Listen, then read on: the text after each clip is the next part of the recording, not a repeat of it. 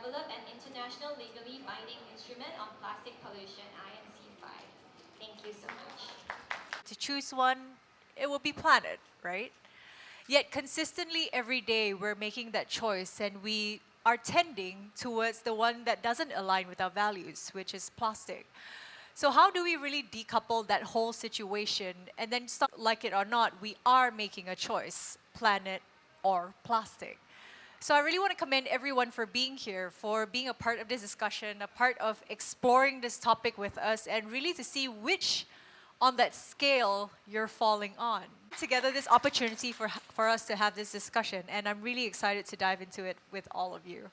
The key themes that we're going to be focusing on today is first the severity of the crisis that we're a part of, the life cycle of plastic and what we're really dealing with, and then opportunities for solutions through our policies, through our regulation, and our human rights frameworks as well. What are the roles of government, businesses, and all of us in ending plastic pollution? So when we're talking about what is happening locally, we also need to think about what's happening globally. So globally, about 400 million tons of plastic are being produced, million tons. In terms of plastics, what is plastics? Plastics is carbon and chemicals. And this is mostly coming from petrochemical based. So in terms of the plastic pollution, also you would need a marine litter, plastics litter on the oceans and all that. But it is in the whole life to look into in terms of the extraction of fossil fuels to make petrochemicals, and also the oil and gas, and in terms of production, recycling is the solution, but it is not. Only 10% of plastic which has ever been produced has been recycled. So recycling is not the solution. And also in terms of the plastic, it's like part of the plastic pollution crisis.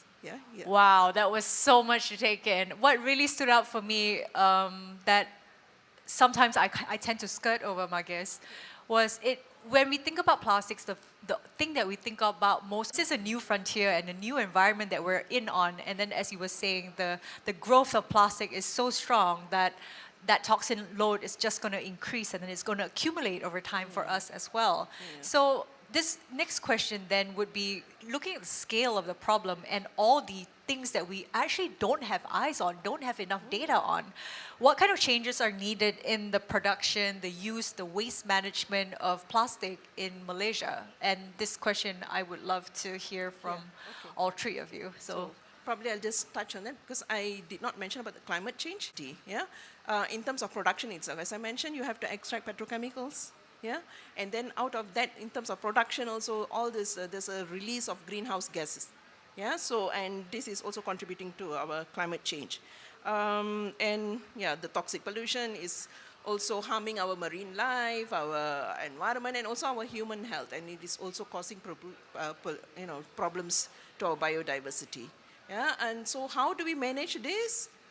It's a big issue. So how do we manage this? There is probably we'll be talking about it later in terms of the Global Plastics Treaty. This is our chance to take actions globally. We are calling for an ambitious plastics treaty, and on top of it is reduce plastic production. So that is the first. And as I mentioned about the toxic chemicals, the second one is in terms of, we need transparency on what chemicals are going into the production of plastics.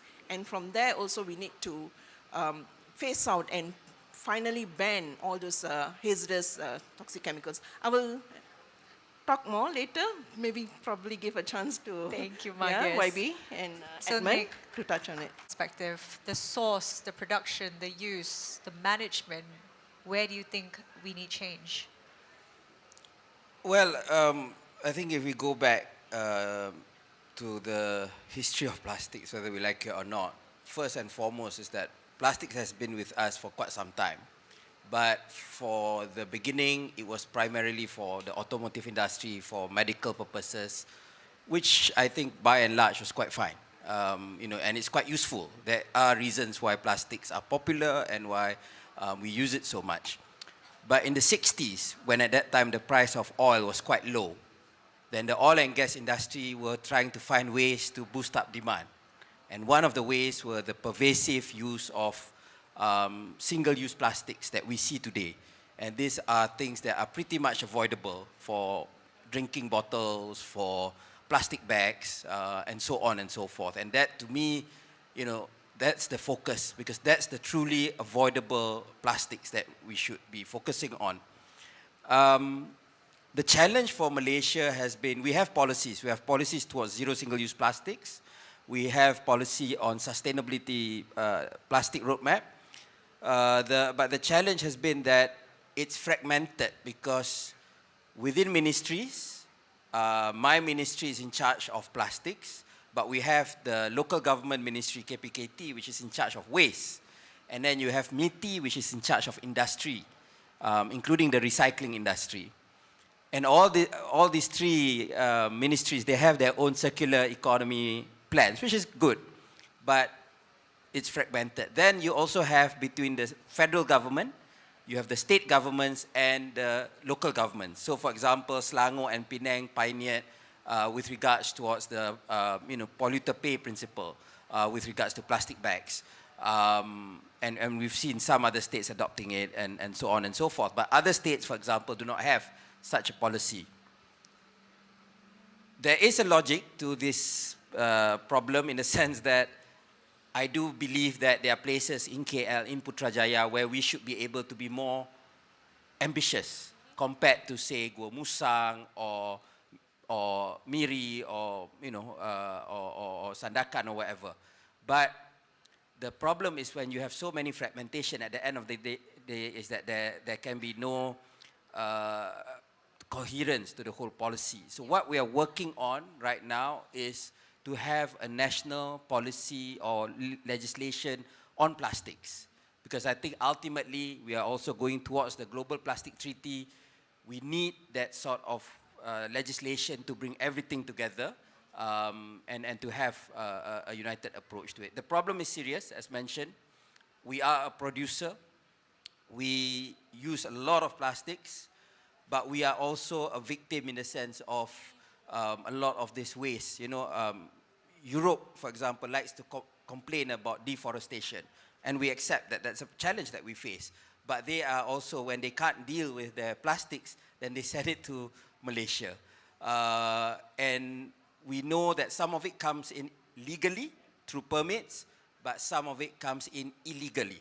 And that the illegal part became worse when China became more strict with regards to plastic waste. So we, it's like, it's a continuous battle that we have, and until and unless we have that legislation, I believe, then only we can approach this in a concerted manner. Our use of plastics is still high. I think we made some progress. After 2018, UOB, I think, put a strong focus on it. But then COVID happened. Yeah. Then people who were not using straws were suddenly using straws. People wanted to use bottles again because they felt that that's cleaner, right? And so now we found that there's a loss of momentum. And so we are trying to rediscover that momentum and trying to have a coherent policy, and work with things like, there are things like EPR, design, and increasing recycling. But I agree that we have to have that approach where if it's single-use plastics, if it's avoidable, if it's unnecessary, then we should not use plastics. That should be our focus, because I think there is a lack of emphasis on that matter. Beautiful. What I'm taking away from that is that there's actually even bring coherence to the momentum forward, but the low-hanging fruit is right there for the picking, and we're not taking action enough on harvesting that fruit. For Edmund, from the human's right lens, where do you see change needed, whether it's the source or the management? We're talking about the peace, plastic, planet. We also want to emphasize people. So from the Commission's level, we are looking at human rights and how environment intersects with human rights. We are recognizing that people have environmental rights, and those rights must be respected. So the Commission has been negotiating an ASEAN Declaration on Environmental Rights for the past 2 years. And Malaysia chairs ASEAN next year. ASEAN is looking to Malaysia to actually adopt that declaration under our chairmanship next year. So it's a very crucial year for ASEAN not just in terms of the specific issue of plastics, but also environmental rights. I will tell you the problem. A lot of countries around ASEAN still have problems with certain core non-negotiables from our perspective. One is indigenous people. So Orang Asli issue is still not recognized. The Orang Aslis are not, the indigenous people are still not recognized in some countries, not us. Second is the question of environmental due diligence. So the word due diligence is still not accepted by certain ASEAN countries. Thirdly, the issue of grievance mechanisms, meaning you need to have effective remedies. When people are affected by pollution, they need to be able to go not only to the courts, but also they need to be able to find remedies with non-state actors. So the declaration is going to be quite new because there will be obligations that will be imposed on non-state actors and businesses. And that is where the business lobby will be very strong, but also the NGO lobby will have to be equally strong, and government will need to balance those interests. And the last point I think that some ASEAN countries feel very sticky about is the issue of political participation. Participation, free and open participation that includes freedom of information. So these are the issues that I think for the past 2 years, some countries have not been comfortable in adopting. And I just want to leave it there to say that Malaysia, under Nick's leadership, must support a robust, progressive ASEAN Declaration on Environmental Rights and make it a Kuala Lumpur Declaration, because in terms of human rights, ASEAN has had no human rights declaration since 2012. So the 2012 document is an ASEAN Human Rights Declaration that just recognizes in one line, safe, sustainable, clean environment. This new declaration in 2025 that Malaysia has to lead and adopt will be the second human rights declaration, and that will be specifically related to environmental rights. So that is where I want to place where I'm coming from in terms of where I'm sitting. Malaysia, myself, will chair the commission, and we would really like countries like Malaysia, Thailand, Indonesia, Philippines, among others, to really spearhead this document. And I think it will be a historical landmark if Malaysia does it as one of our ASEAN deliverables in 2025. Beautiful, Admin. Yeah, we tend to focus so much on the management and the of plastic without considering that element. What is Of course, from a citizen's point of view, it sounds like all the pieces are in place, and it's just about playing the move. Between Nick and Edmund, what do you think is the checkmate moment here, and how do we get past that? I think the checkmate moment is that I used to be Edmund's intern, so I can't really say no to him. But anyway, the real issue is I think there is a greater realization. I think this year, for example, Utusan Malaysia did I think 4 or 5 day feature on the front page on microplastic pollution. And so people are asking that question. And I think when there is awareness, I mean, we like to talk about, awareness, and there is a reason to that, because it's only when you're aware of what's the impact of something to you. And I think one of the things that we tend to forget is, when you talk about climate change, when you talk about the environment, when you talk about conservation, sometimes it's very abstract. It's very idealistic, and let's put it this way, not everyone, is attracted to that. But the moment you talk about how this impacts your health, and I think a wonderful book is by the Mayor of London, Sadiq Khan, Breathe, about how he fights for stricter air pollution regulations. It's just by appealing to this thing about your health, your respiratory health, right? So I think similarly for plastics, we are at that moment where people are talking about it. And finally, I mean, now there's, we have government agencies looking at microplastic pollution. And I think one of the scary part is that realizing how little we know about it. as you mentioned, is that it's just like the tip of the iceberg. And you know a lot about smoking, you know a lot about air pollution, but when it comes to plastics, there's like Rumsfeld said, there's the known unknowns and the unknown unknowns, right? And it's scary of the whole spectrum of that. So that I think will give us the push, because at the end of the day, when there is greater realization, we get asked, we get quizzed at forums like this. It does have an impact. It does push politicians, it does push policymakers to take action, right? If there's no awareness, if there's no push, it's a bit difficult to get everything to move. So I think that is why we are at that checkmate moment, as you describe it. And I think, as I think Ahmad alluded to, when we talk about an ASEAN Declaration of Human Rights, I mean, I do think that there's a few countries that can take the leadership better than others. And I think if Malaysia do not show that leadership, then it will take some time.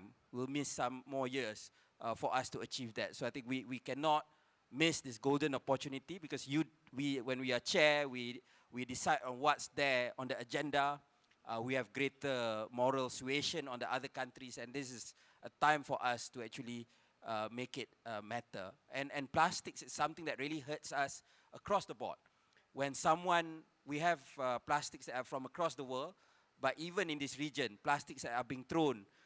We have instant noodles that you don't get in Sabah, for example. You get it in Thailand, but the plastics waste reaches Sabah, and so on and so forth. I mean, even the ones that we throw will reach to our neighboring countries. So that shows that if it's just a national approach, it's not going to go far. We need that regional approach. And for so long, we have this ASEAN way of, you mind your own business. I mean, that's the reality of it. This is a time, and the ASEAN Declaration of Human Rights is a way for us to go beyond our borders and see what we can do together as a region. Beautiful. Thank you for sharing about this perspective. I hope, you got so many cameras here, right? I hope what the minister said just now about how Malaysia can take leadership and what he has promised and what ASEAN can do and his commitments. I just learned just now from the younger ones, of course I got so much more white hair than you, right? About how we can make reels, right? Can you make reels about what he just said? And then just keep repeating it everywhere. I don't have TikTok because I think TikTok is quite dangerous, but I see that there's reels that people do on Facebook, and then when we use Facebook, people say we are too old, right? Some people are using Instagram, I don't know. Even on Aicha Malaysia, my team, I don't know what they use nowadays. But I just wanted to say I'm very happy that Nick has made, the minister has made those statements. But also I think with this government, of course there are good and bad things. I think on the environmental side, we've now even the intention to have the climate change bill with some of the plans and some of the ideas on climate and environment.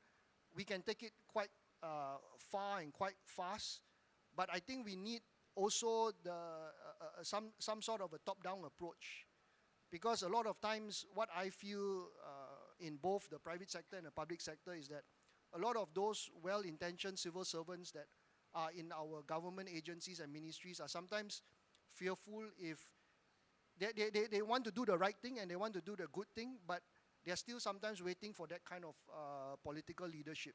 So I think 2025, if it's just a few months down the line, Malaysia will take over chairmanship from Laos. We have, I think, promised a few deliverables, and hopefully one of these will be led by your ministry in terms of this declaration, and also to see how we can become a bit more progressive in terms of where we are with climate change. So I think the question just now was checkmate, right?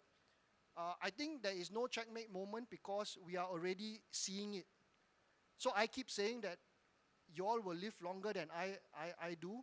I think the world is already is burning up. There are all sorts of different temperatures and floods and snow and where it's never expected. And there are some ASEAN cities that are already worried about going under, and you have them moving capitals. and hopefully it doesn't happen to Malaysia. But there, in that kind of generation, when I say to businesses that we need to make certain things mandatory, because they just want things about emissions voluntary, they say due diligence voluntary, but you know it never happens when you don't make it mandatory. By the time we talk about mandatory in the next 5-10 years, the world would already have burned. So if you have children, and that's so important because the ASEAN Declaration, we have included intergenerational rights. We have included future generation rights, which again, some countries are not comfortable with, but it's something which I think will secure the future for our younger generation. Beautiful. What I really appreciate, Well, I think, I have to be very frank, before I oversell myself. I think overpromise is that, there are bound to be differences. At the government level, there are things that I have to take into account that perhaps might be different at times from civil society.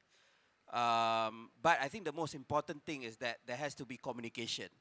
So, for example, with the climate change bill, we shared the consultative paper. It's now public.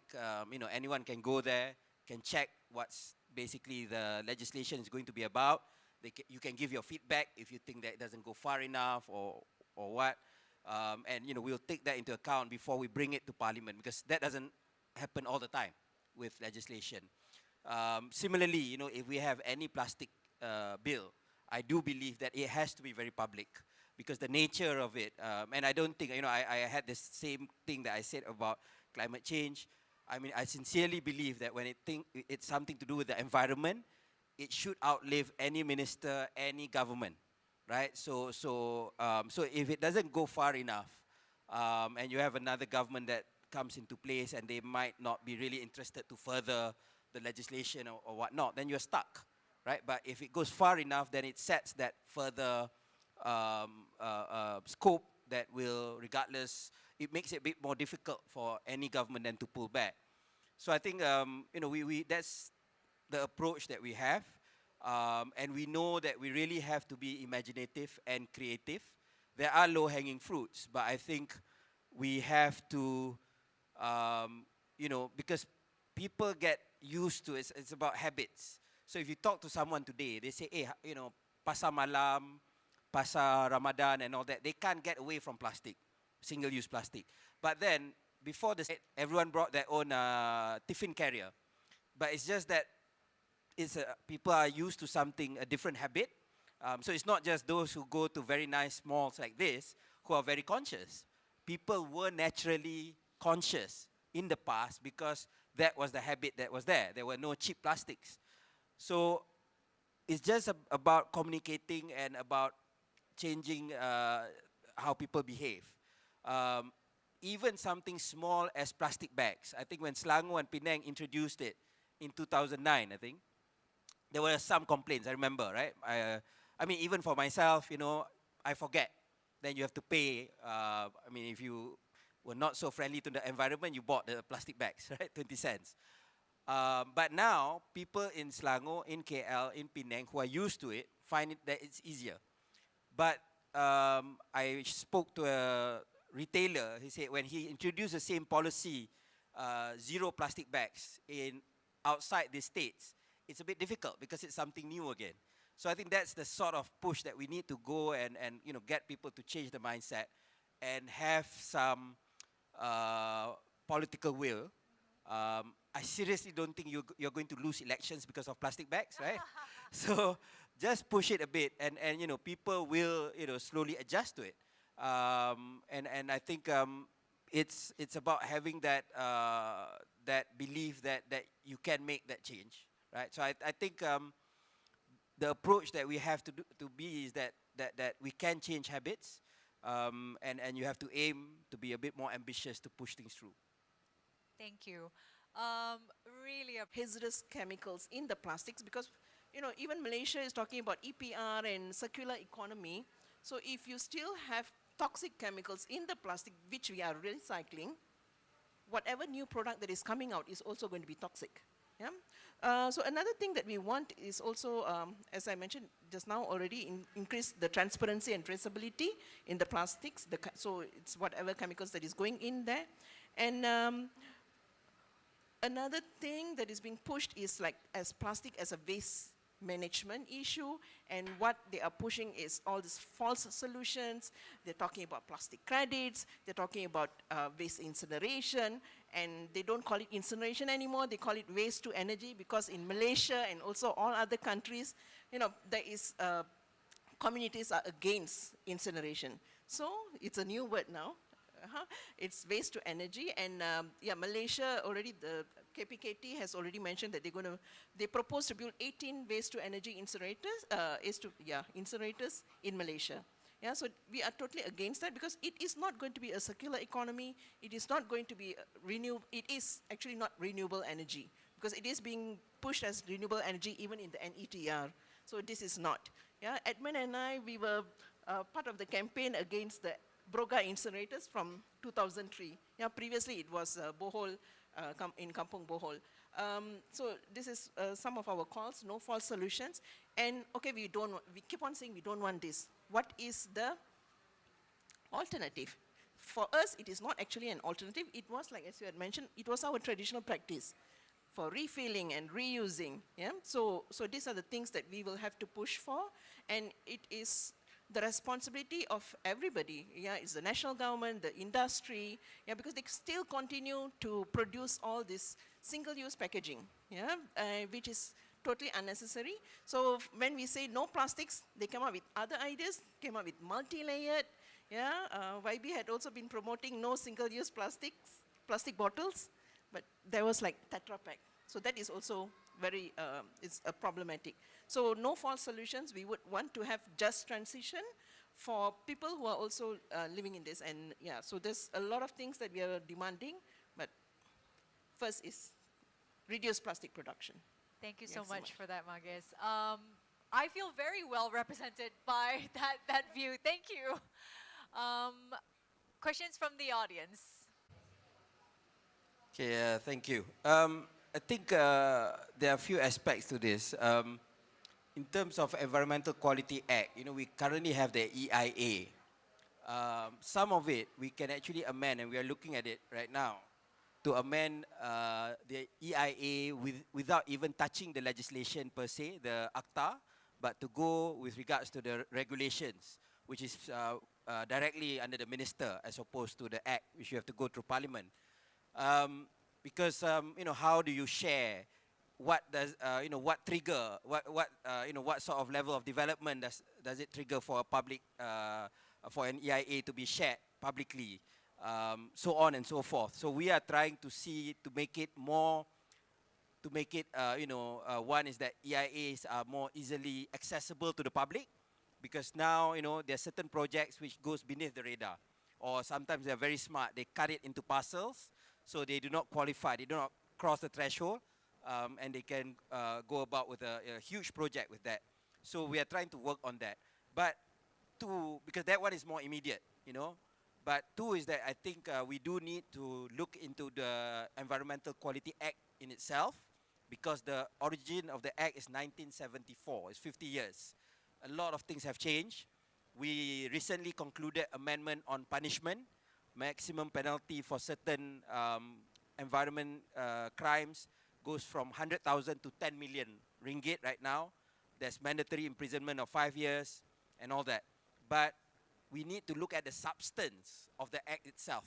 What does it cover and all that. So we while we've done with the penalty side, we want to work into the second phase to look at the crux of the legislation and how it applies. Because I do believe that we need more stringent legislation to make it more thorough and you know, to provide less room for developers or even government entities to get around this legislation. Just to respond to the question forum.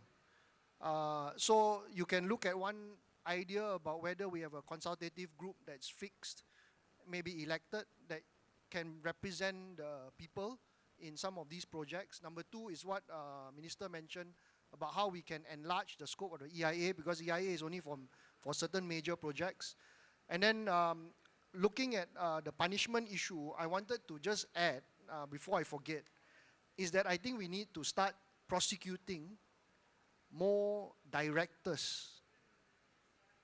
So this is something that we have recommended in our 2-year report that we did, the National Baseline Assessment on the Environment. We think that there needs to be more resources in your ministry and in the law enforcement officers. They need to be upskilled. We need to have more of them. But we also need the prosecution to happen against the directors, because they already have statutory defenses of due diligence, but it's not tested in the courts. Because what is happening is that you're only prosecuting the companies. Companies are willing to just pay a high fine, and then they get off after pleading guilty. Sometimes there's no blacklist even. But directors, as we do training for even listed companies, they are not afraid. They are not afraid because they know that even though the law makes them personally liable for the acts of their companies, they know that there's no prosecution that's going to come. So I think that is something which government needs to look at, upskill, and maybe increase the number of prosecution officers, and maybe increase the number of cases where directors, where it's so serious, will be prosecuted. So have some sort of a criteria to see when and where directors are personally charged, so that at least they have to come to court and then have to defend themselves. Because the law now envisages for that, and maybe that's something that the ministry can consider in phase 2.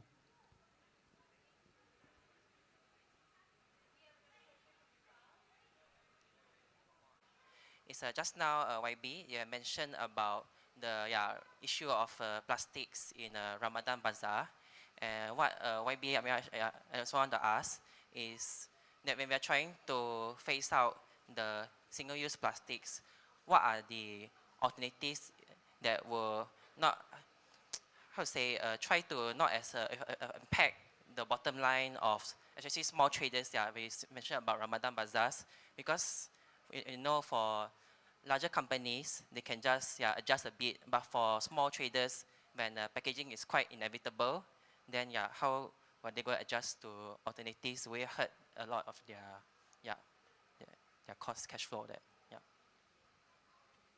40,000 ringgit for that 1 month. So any cost you incur, there are, say reusable bags or whatever, which are all, as of now, they are costlier than the single-use plastics. Even a truly biocompostable plastic is much more expensive than petrochemical-based plastic. So, of course, the ideal one would be to, if everyone understands and, they bring their own thing, that's the ideal thing, right? But I think the most important thing is, if, even for me, I'm being practical here, if we can start, we do have some pilot projects. In fact, I volunteered myself to show that, even in my kawasan, I'm willing to take the risk. We are doing it in one or two of our bazaars.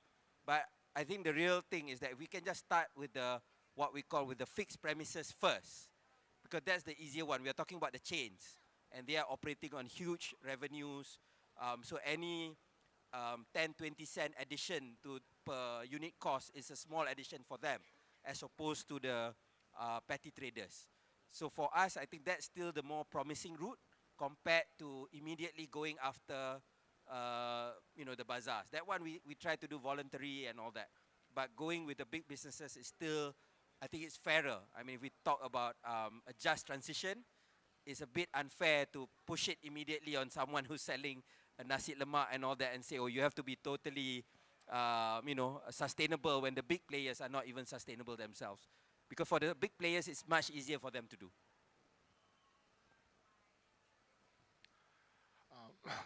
Testing 1, 2.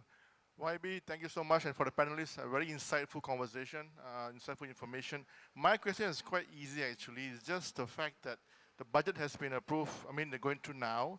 My question is, from the ministry's point of view, how much money you plan to invest or want to invest in terms of creating behavioral change programs for the general public to actually accept that plastic.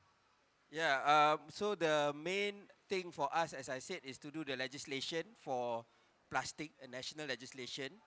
And we have a lot of legal brains here. So if you want to save the government money, you can volunteer pro bono. But anyway, I think we are trying to commission the study to do the legislation. And that actually, we are putting it under the 13 Malaysia plan rather than the budget.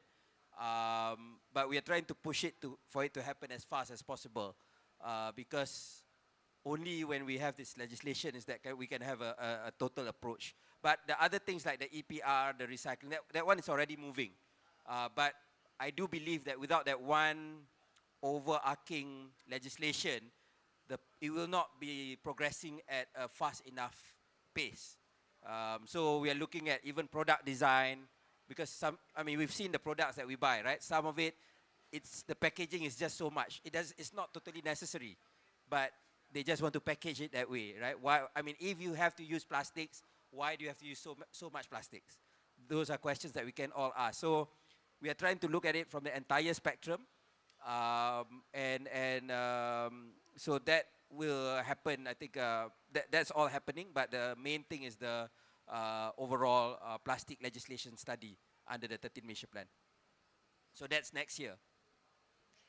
Thank you. Thank you for all those questions. We actually have come to the end of our Insightful discussion. Another big round of applause. Okay, before we have the guided.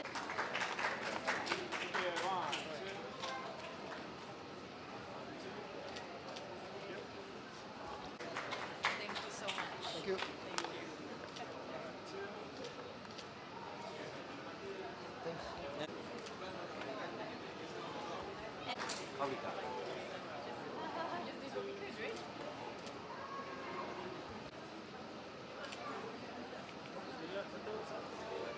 we like the Greenpeace.